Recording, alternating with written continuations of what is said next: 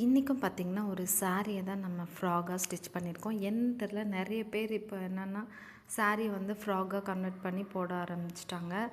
இந்த பொங்கலுக்கு mostly blouse தைச்சதை விட இந்த சாரியை வந்து ஃப்ராகாக தைச்சது தான் அதிகமாக இருந்தது.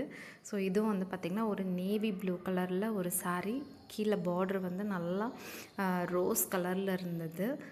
கைக்கும் அந்த பார்டரை வந்து வச்சாச்சு. இது வந்து ஓவர் கோட் வச்சு ஸ்டிச் பண்ணியிருக்கேன். ஓவர் கோட் வந்து இந்த மாதிரி தான்.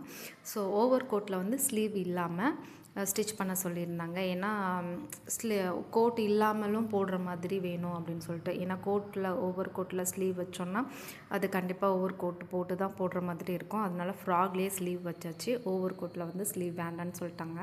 அந்த ஓவர் கோட் கழுத்தை சுற்றிட்டு அழகாக அந்த மாதிரி ஸ்டோன் வச்சு ஸ்டிச் பண்ணியிருக்கேன். எப்படி இருக்குன்னு மறக்காமல் கமெண்ட்டில் சொல்லுங்கள். எனக்கு ரொம்ப பிடிச்சிருந்தது.